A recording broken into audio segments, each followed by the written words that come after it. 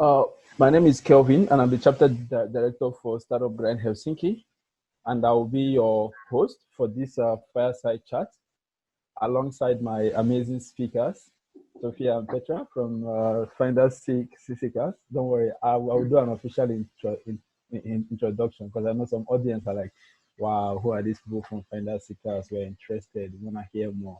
I'll do justice to that. Uh, so yeah, welcome everyone to this edition of our fireside chat.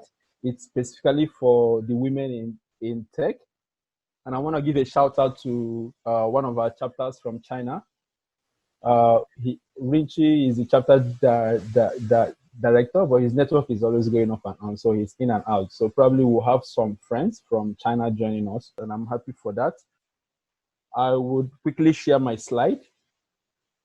And in case you can't hear me or any of the speakers at any point in time, feel free to write on the comment box so we can make some adjustments. And if you have some questions during the event or probably after the event, ensure to use the Q&A section so that the speakers will see the questions. And at the end of the fireside chat, we have around 10 minutes dedicated to all the questions. So feel free to drop all your questions in the Q&A box, not the chat box, because the chat box might get too flooded with a lot of chats.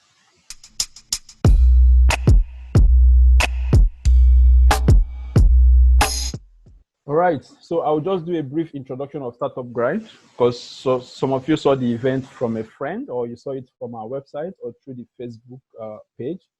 But Startup Grind is the world's largest community of startups, founders, innovators, and creators.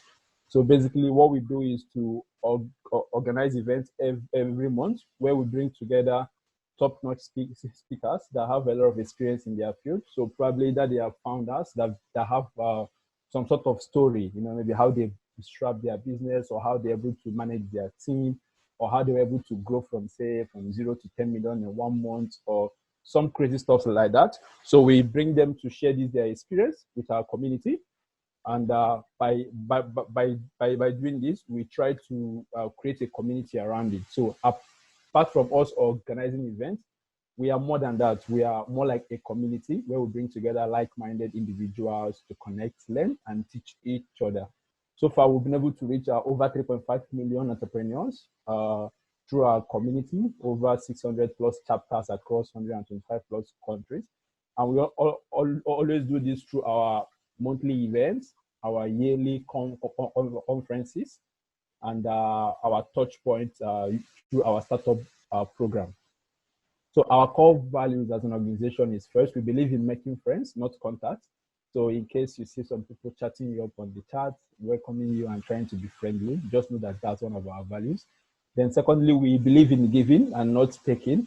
So everything that we do here, we do it not to get any profit from you. So that's why we are not going to be selling you any product at the end of this fireside chat. It's all free of charge for you to enjoy and learn as much as you can. Then the last one is we believe in helping others before we actually help ourselves. So that's why we urge you guys to ask questions anywhere you feel confused. Drop it in the chat box of the Q&A so that our speakers can always respond to it at the end. So for this month, we are specifically focusing on SG women because we call it the SG Women Month. This is where we feature women from tech from around the world. Because when we talk about founders of companies or CEOs of companies, people always tend to look at males and think about males. But we have amazing females who are leading their companies and doing some amazing stuff in the world. So it's our responsibility as Startup Grind to showcase them, talk about their experience, share their experience, and also encourage other women in their career. And for this month, we'll be having a topic around how to win big with your team during a crisis. Of course, we all have been aware of the coronavirus situation. Almost everybody started to work online, started to work from home, and it was a bit tedious for some people. But we have a very, should I say, good case practices from our speakers. So they will be sharing with us some tips and tricks on how they were able to manage their team and keep everything in check. So yeah, we'll have Sofia, the CEO and founder for Finder Seekers, alongside with Petra, head of employer branding for Finder Seekers. They will be telling us a bit more of their experience, what they do in Finder Seekers, and guiding us through, how they were able to manage their team within this critical period. What are the tips or the hacks or strategies that they use to ensure that they're able to keep their team afloat. And I would like to give the floor to Sofia and Petra to just do a quick intro of themselves in case I missed out something from my end before we go into the fireside chat proper. Sofia, please, you can have the floor now. Thank you so much, Kelvin. It's such a pleasure to be here. We're very excited and super great to see you all. And well, just a brief intro of myself. So my name is Sofia Pohls, and I'm one of the 3 founders at Finder Seekers. And at Finder Seekers, my main tasks are taking care of our growth strategy. So making sure that our company is growing and overall the strategical direction, and then as well I have some clients of my own, so I'm mostly focused on just kind of like talent acquisition, consulting or talent advisory, really. Yeah, and hi from my side as well. My name is Petra, and I'm one of the founders of Finder Seekers as well, alongside with Sofia. And my role here in this company is I'm heading the employer branding services. So I'm growing that business line, but I'm also doing very much hands-on work, so strategic employer branding for global corporations. And inside Finder Seekers, of course, I'm also very much involved in the whole growth story, and I'm kind of here the people's person. I know what's going on in the team. Nice, that's good to hear. That means we have the key people that can give us more tips about team and the management side of things. That's good. Thank you, Sofia and Petra, for joining us for this for Fireside Chat. We really appreciate your time and you coming here to share your experience with our community. Without further delay, I would like to go into the Fireside Chat proper.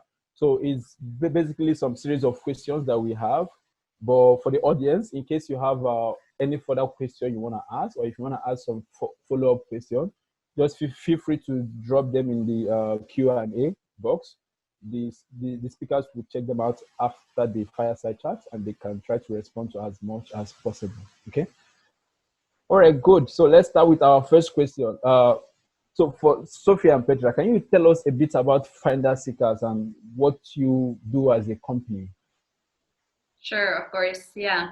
So Finder Seekers, the company started with the idea that great products and services are built by great people. And we believe that we are kind of like the matchmakers in the IT industry. So we bring in together the best talent and the best companies. And basically it means that we are a one-stop shop for all kind of talent acquisition and recruitment needs that tech and digital companies might have. So be it, recruitment design, headhunting, setting up your recruitment processes if you're a startup, employer branding, and then also training companies about recruitment capabilities. Nice. So that means you guys majorly focus on tech recruitment, right? Yeah. Yes. And we are now 12 people based here in Helsinki, but going international eventually. Nice. So you guys are planning to go international. How long have you guys been operating now? 2 years. 3 years. Wow, within 3 years, you already grew up to this number of people in your team and you're going international. Good. All right. So, of course, you just made mention of you guys going international, and I guess you already have some projects you maybe concluded or you are working on currently. It could be stuff around your team growth and all of that. So, do you mind shedding some light on some of your experiences and recent projects that you've worked on so far? Yeah, sure. So I've been basically working in the industry for about 10 years, mostly in the headhunting part. So I've I've been doing pretty much everything in headhunting and team leadership. And here at Finder Seekers, some of the projects that we work with are, for example, I have a client called Unity. Maybe some of you have heard of them. It's a game engine, and I've also worked quite a bit.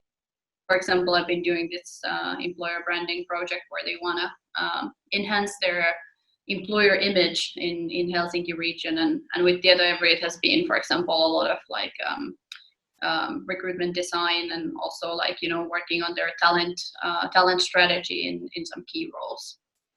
My background, well, I started my career working actually in Scotland, in the UK, working as a team manager for sales teams, and there I understood that my niche is that to develop people in organizations. And when I moved back to Finland, I joined Sofia's team and very much hands-on IT recruitment right away. So that's my background. That's how I see the employer branding side as well, like from the recruitment pipeline. That's my perspective. And now my projects here, for example, well, I have one big client called Kone, which is specialized in lifts and elevators and digitalizing, bringing more and more digitalized products. And not that many people know, for example, that they have a massive software organization. So my job there is to help increase the awareness among their key talent audience that they actually also do these kind of projects. So it's a lot about management consulting and helping companies, my clients, to understand their key talent needs. Like they're drawn from the business strategy, and then making action plans like how to increase the awareness. Nice, that's cool. Thanks for sharing that.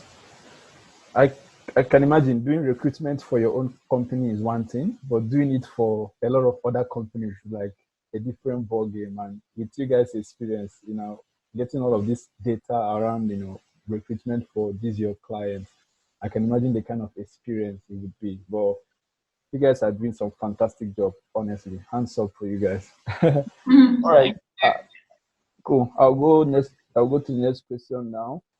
So how did you end up in this in industry? So we can probably start with Sofia, then Petra can follow. How did Finder Seekers start? Like, what's the motivation? How did it begin? You know, how did the idea pop up? You know, how did you become partners, and how did the whole dream start to become a reality? Yeah, I think the story is the same for both me and Sofia, that before we started our recruitment careers, we were completely new to the IT industry. So kind of like life happened and we ended up doing IT recruitment, but right away, both of us have fell in love with the industry, and mainly because it's very dynamic, and the software recruitment especially is it's a tough market.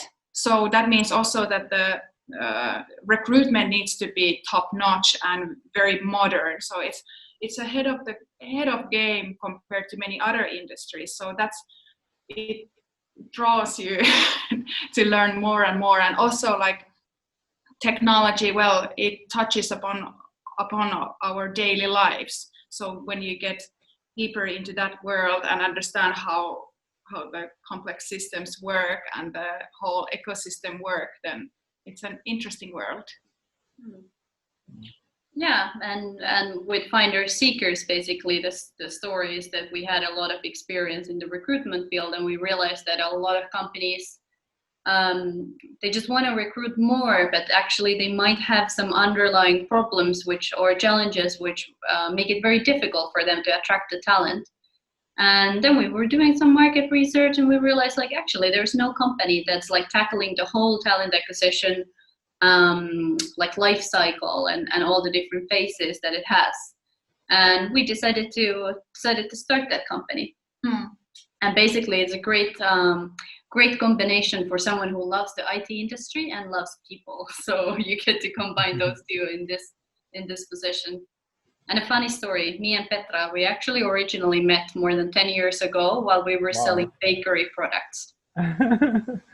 Yeah. Wow. So you never know where you meet your co-founder. Wow, that's really interesting. But how has it been for you guys so far in terms of the journey? You know, because you both started, and at some point decided to recruit a lot of people, the culture, you know, doing it not just between you but with other people. How has the journey been for you guys so far?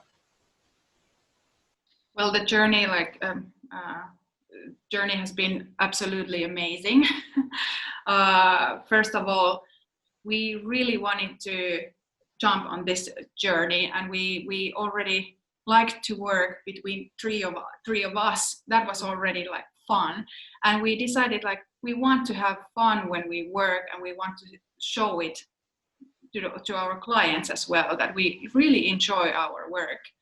And we wanted to make sure also to keep this kind of playfulness also in the language that we use, how we consult our clients, and that has drawn a lot of attention. And from the beginning, like 80% of our sales comes inbound, and after 1 month we got our first job applications to like people wanted to join our team.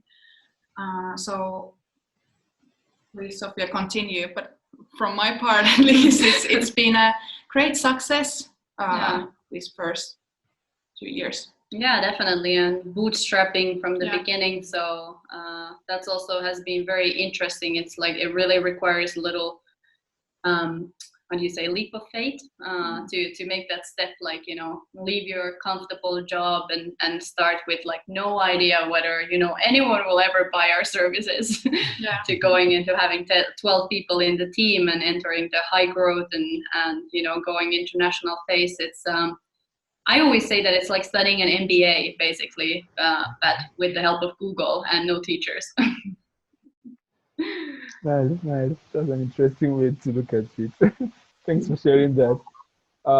So going now a bit into the main discussion of today, because of course it was nice to get to know more about your background, what you both doing to finder seekers. Then we can talk about your team and how you've been able to keep them motivated during this pandemic. So how are you able to keep your team motivated, keep them engaged, and keep everything still in check while all this crisis is going on? People are running helter scatter, people are getting laid off, people are quitting their jobs. A lot of stuff are happening, you know. But for you guys, it's like things are kind of stable. So what's the magic? What do you guys do? Yeah, this has been an interesting period, I guess, like for all of us, and obviously super stressful at the same time. And I remember when we were in my summer cottage, actually in Kouvola, we were having this little planning days with me and Petra and Saku, and we were still thinking, it was probably in February, and we were still thinking that whether we should leave to Singapore, because we had this trip planned where we're going to go to Singapore to explore like business options. And then we decided, we were kind of like, okay, should we do it or not? Like, is this corona really gonna hit like super hard or not? And then we're like, okay, let's postpone, let's just see what happens. And then, you know, it comes and you suddenly realize like everyone is in panic mode. Everyone is like, okay, let's shut down everything. No more recruitments, nothing is moving anywhere. You know, people are going like, the team is going like, what's happening? Like, do we go remote? When do we go remote? How does it work? Can I keep on working on my client cases? Our clients, are they going to leave us or are they going to stay? What's happening? And I think the first thing that we did was that we went back to that same summer cottage and sat down for a couple of days, and we just kind of like relaxed everything. We said like, okay, let's turn off our computers and our phones and let's just focus a little bit like, what kind of scenarios and what kind of options do we have? So that's how we started. And we have been using quite a bit this scenario planning. So thinking about different scenarios, what's going to happen. And that's what we did with Corona as well. So we made the scenario A, where everything is going to go business as usual.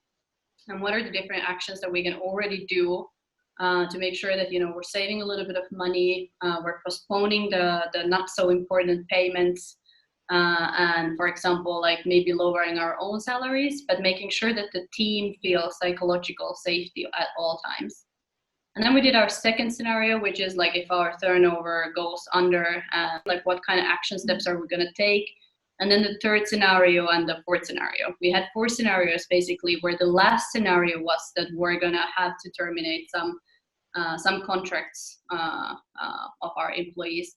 And the second last scenario was basically layoffs. So the thing that we have in Finland, where you can put people on kind of like unpaid holiday.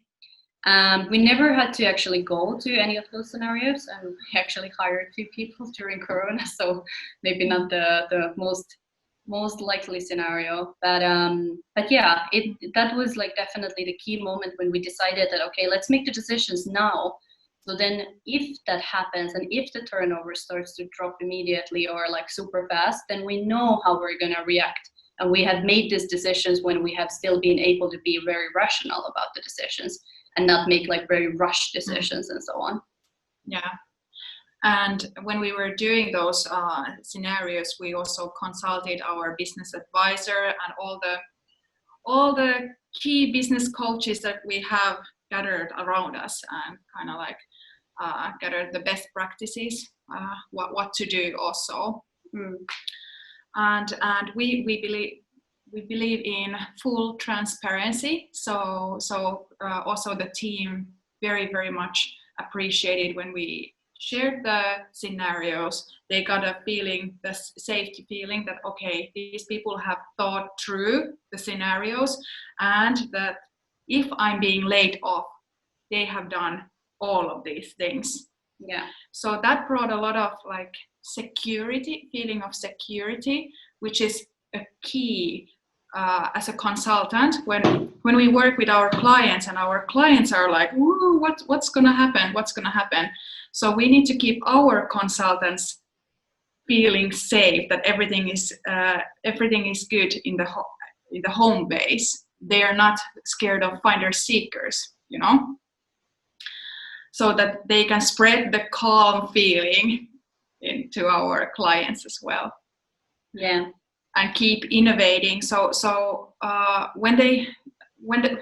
least we felt that when they felt secure, they had more resources to start thinking about, okay, how can we be more relevant to the new situation. So it wasn't only us thinking about like how to tweak our products and services, but the whole team immediately started planning like, okay, we could throw this kind of remote hiring trainings. We should do this and that kind of services. Okay, which are the type of companies that are still hiring? This didn't come from the partners, but from the team. Yeah.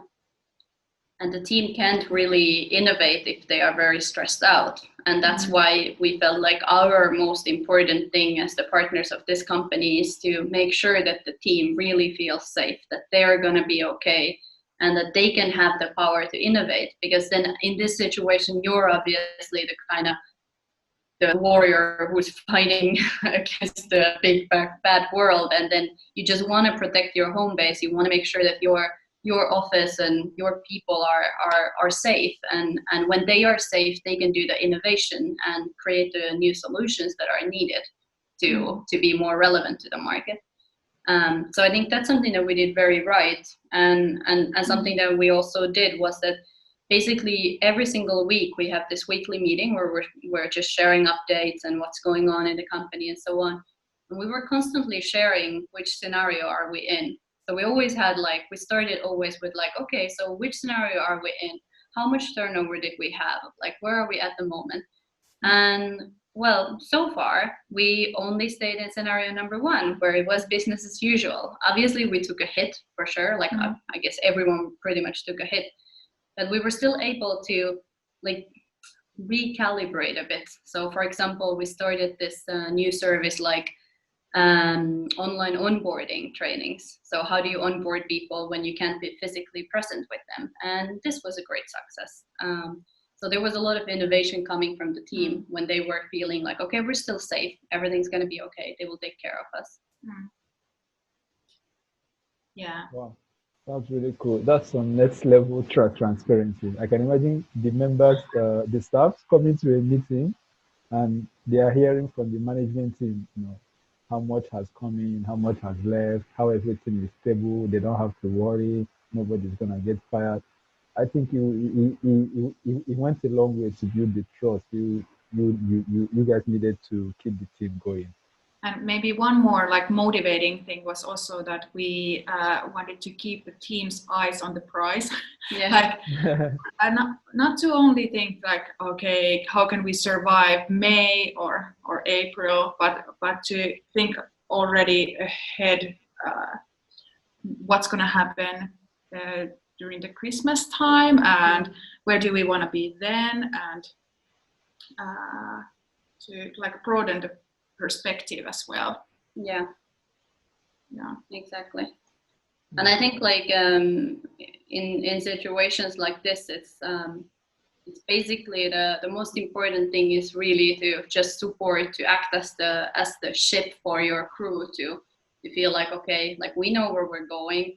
Even though if you sometimes feel very lost and you're like, okay, like Petra, like let's sit down. I have zero idea what we're doing. Like where should we go? But we'll keep that conversation somewhere one-on-one and not take it to the team. And when we go to the team, we were always like, okay, like of course we know where we're going, and like we can talk about it, and let's like also ask like, do you think it's a good strategy? Should we change? Is there something you think we should tweak? But you need to have the ownership of the strategy. You can't go to the team and say like, we have zero strategy, where are we going? It's important to be the kind of like captain in your ship and make sure that, okay, like I at least have a hunch where we're going. But also something that we did very right was like we were tweaking all the time. So we saw that like, for example, our sales was not like really working. So we were just hitting the wall all the time, and no leads came in, and we're like, okay, like nothing's working. Like, so what are we selling? And then we were like all the time looking at, okay, like let's try this service now for 2 weeks. Let's sell this service only, and then see what are the results. And then we analyzed the data. So we took some time and said like, okay, let's sit down, let's analyze the data. And then we changed the strategy. So not making very rushed decisions, but we were like, okay, so what's the right move right now? Okay, we trust that this is the right move because you really don't know. And then we analyze the data and then we change. And we have this great pattern that I learned from, I don't remember what's the name of the podcast, but this leadership podcast, where they say like, okay, whenever you're making a decision, you need to ask yourself 2 questions.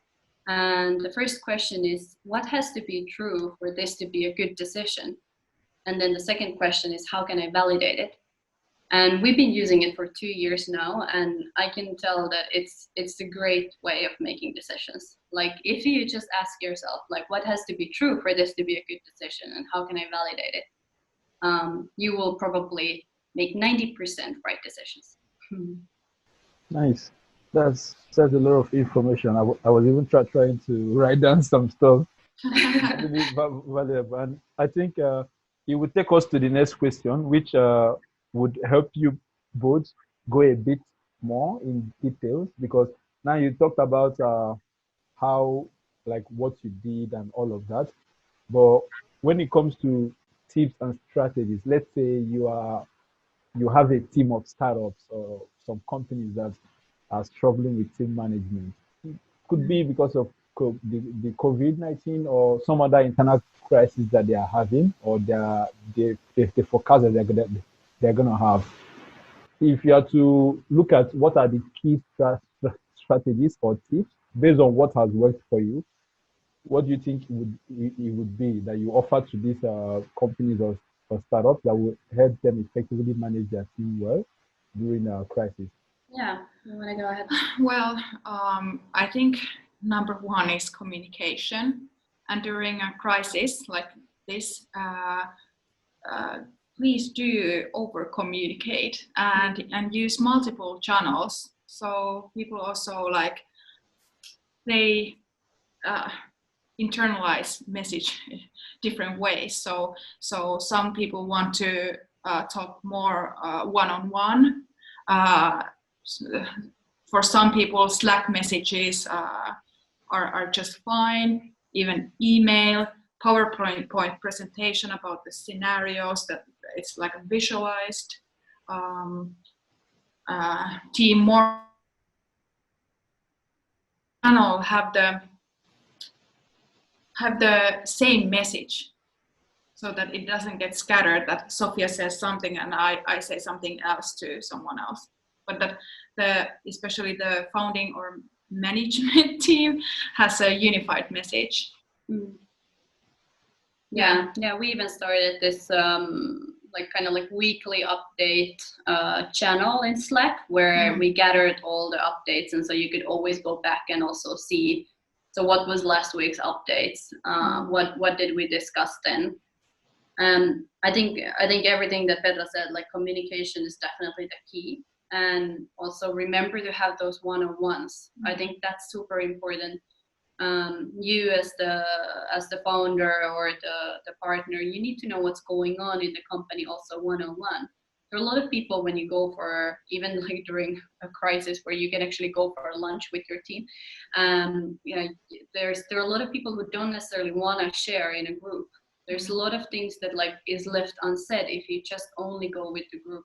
So it's very important to have those one-on-ones. I tend to have at least quarterly one-on-ones with everyone in the team. So I just take them for 1 hour lunch or a 1 hour coffee break, and I just ask what's going on in your life, in your personal life as well, if you want to share, or at work, what's bothering you, what are you really proud of, and so on. And I just try to dig deeper, how are they feeling about stuff? And this is super crucial during crisis times as well, to have them a little bit more. The most important thing that you have is your people, really. If you don't have your people, then you don't, what do you have?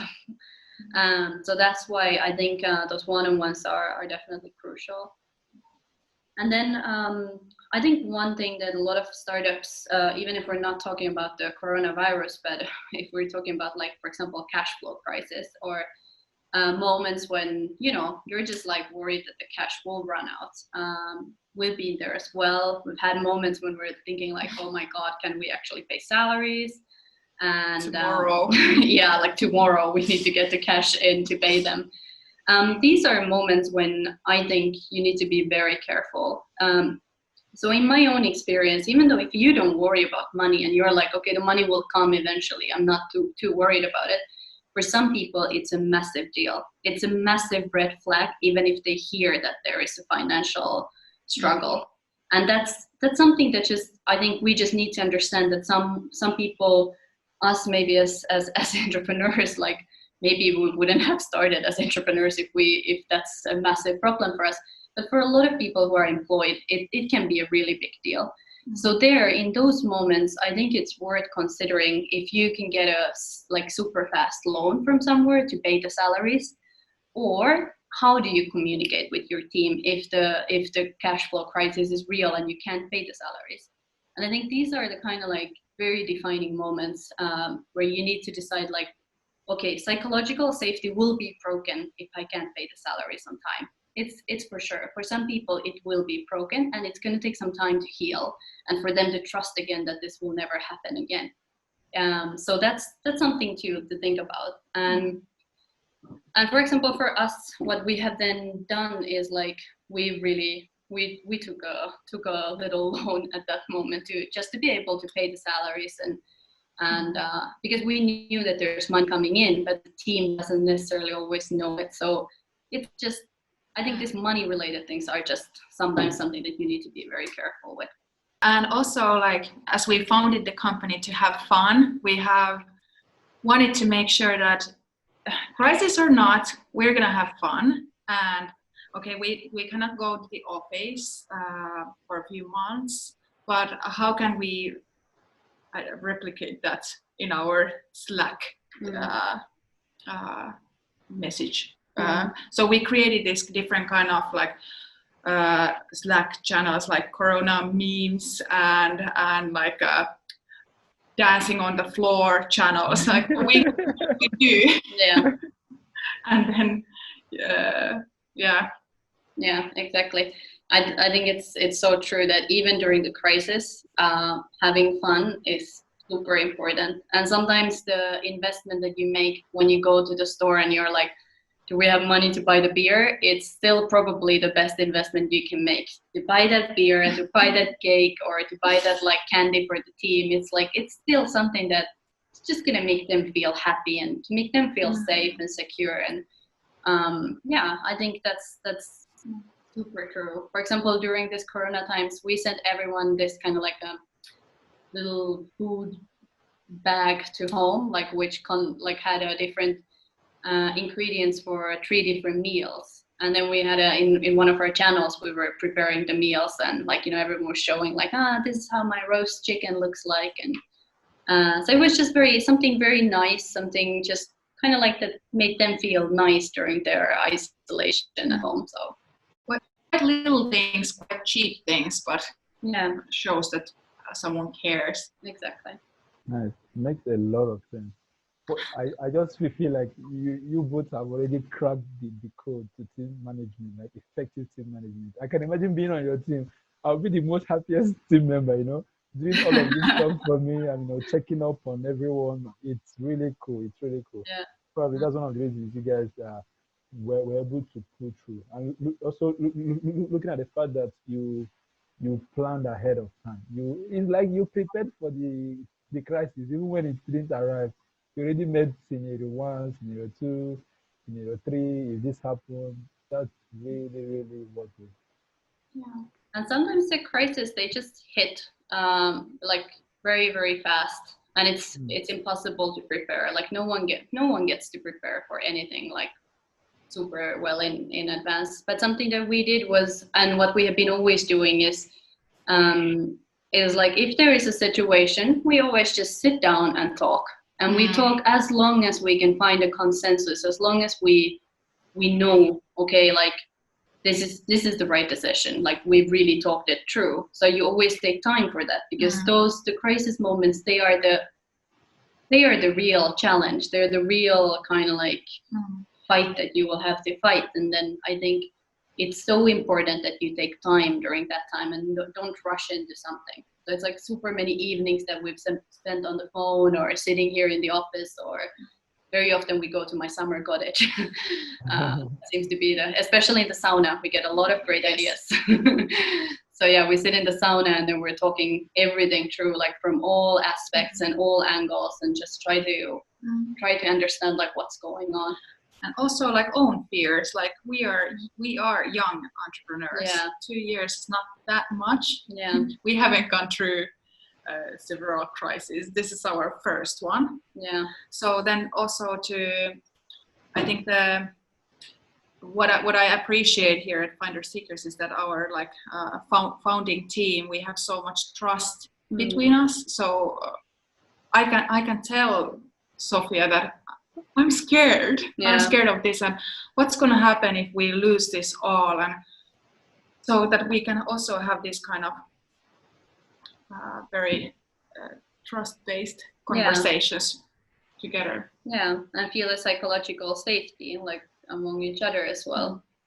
And I think it's important that during crisis, like one, I think, very concrete tip or strategy that every founding team can start doing now is to analyze your strengths.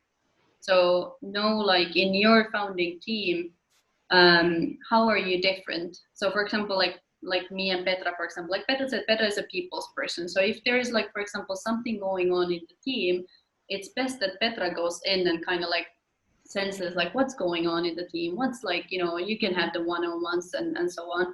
And then for example, if something requires like I don't know, like combining A, B, and C, like what's the correlation, then for example I can jump in and like look at it, like, or Petra is like, oh, I'm a little bit lost, like where is this project going on, and then like do this work where you really know like what are your strengths, because if you're not the people person as the founder of the company, I don't think you have to be, but you just have to have someone who is.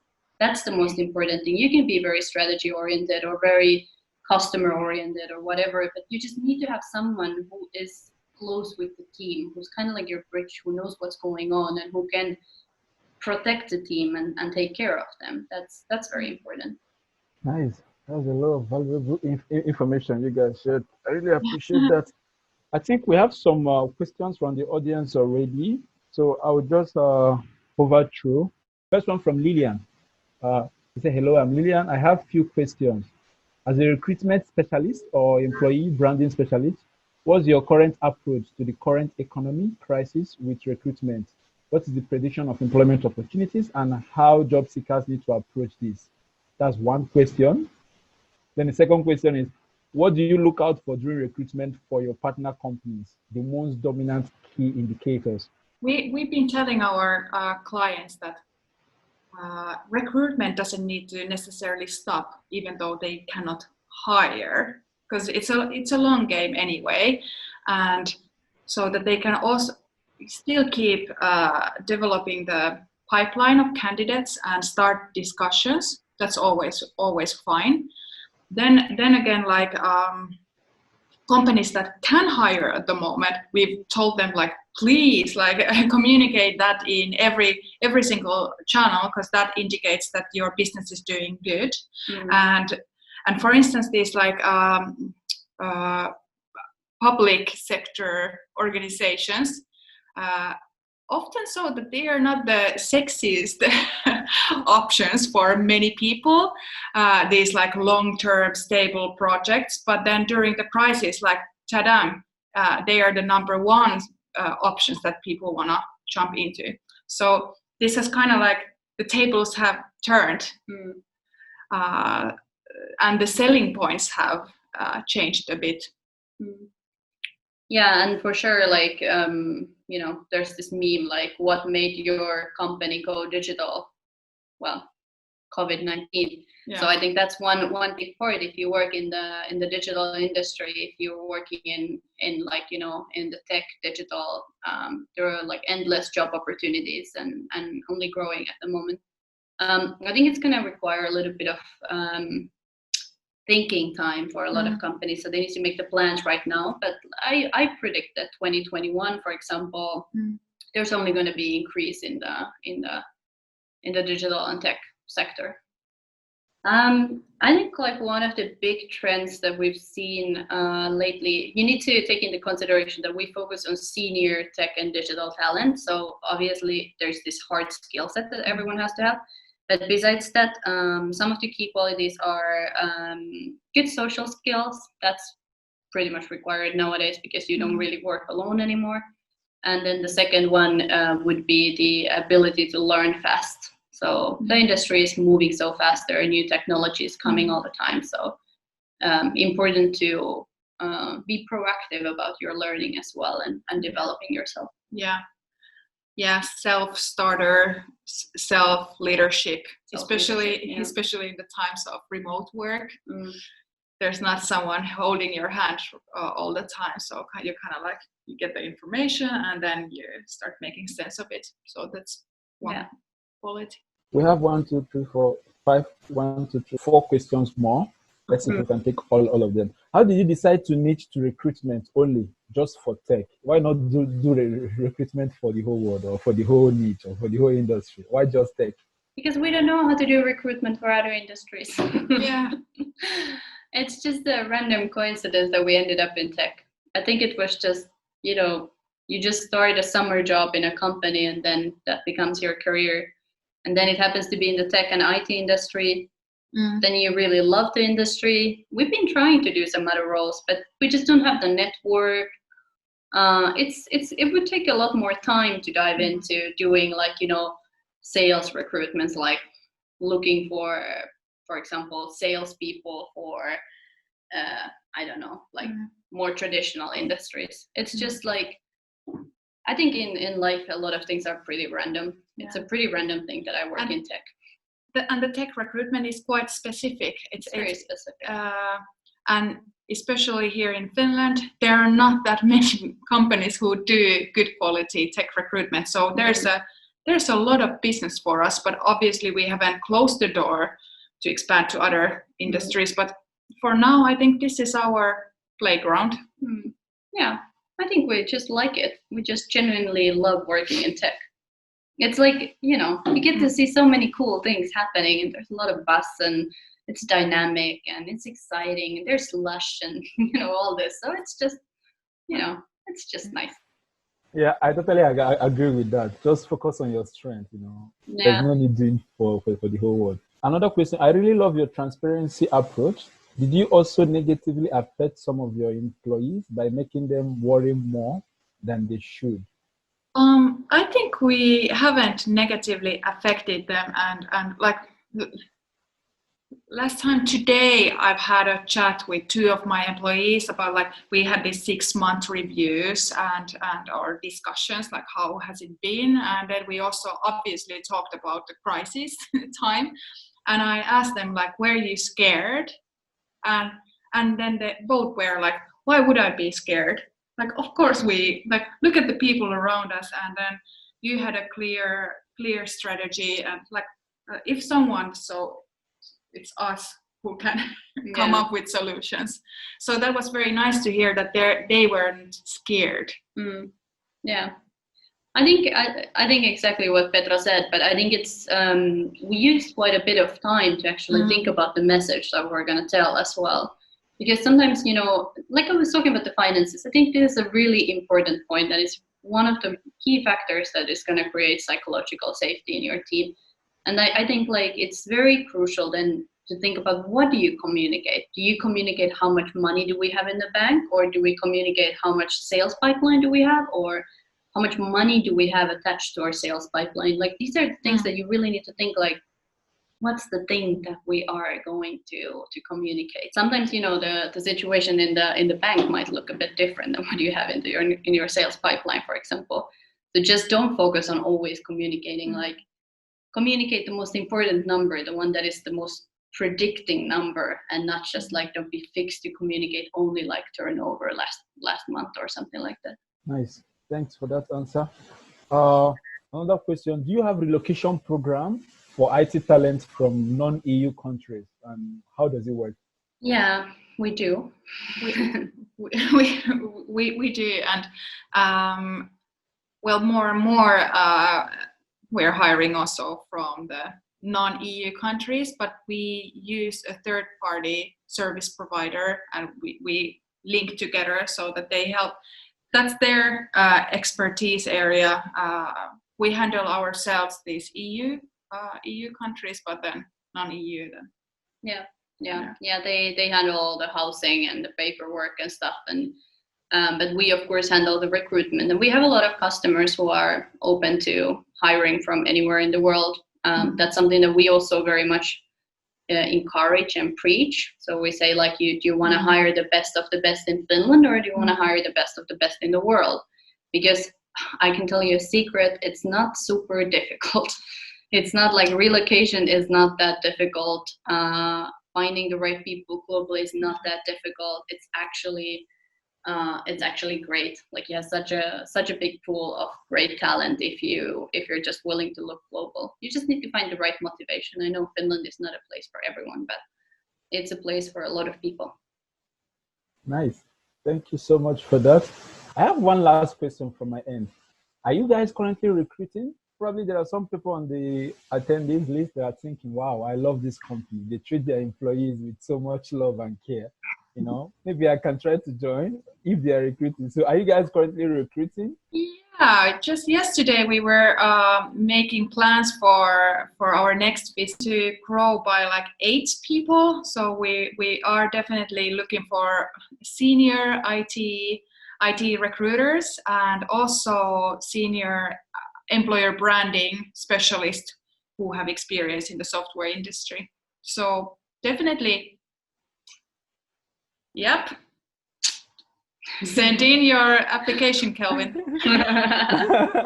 Nice. Thank you so much for that information. It is good to know, because the way you positioned yourself already, I can imagine some people in the attendee, they're already thinking, wow, probably you need to get into this company. They are so nice. But hey, thank you guys so much for your time. Thank you for sharing your experience, your knowledge, the tips. It's something that we really appreciate from Startup Grind, being able to get to speakers like you who have amazing experience doing some like amazing stuff. And for you to accept our invitation and join us for our fireside chat is something that we really appreciate. Thank you so much for your time. And for the audience, if you probably have some other follow-up questions, you can, I don't know, get them from online on LinkedIn and write to Petra or Sofia directly. Probably they will have time to respond to you. Then for Startup Grind Helsinki, like you guys know, we have this fireside chat every month. But because of COVID, we decided to switch to virtual. Most probably by July, we'll come back to our physical events. No promises yet. Let's see how things turn out. But just so you are updated, follow us on our Facebook page, our Instagram account, and from our LinkedIn. So you get more updates about the future events that we're going to be organizing. Also, if you registered for this event, of course, we'll have your email. So we'll send you the newsletter. And keep your eyes open on our channels. And thank you guys for joining also. It was a pleasure having all of you here. And I hope for the audience, you were able to learn one or two things. For me, I took a lot of notes because I learned a lot from this conversation. So with that, we are right on time, actually, 5 minutes before time. That's amazing. Thank you guys for sticking to time. Thank you everyone for your time, and hope to see you guys again in our future events. Thank you so much. Thank you. Have a great evening. You too. Bye-bye.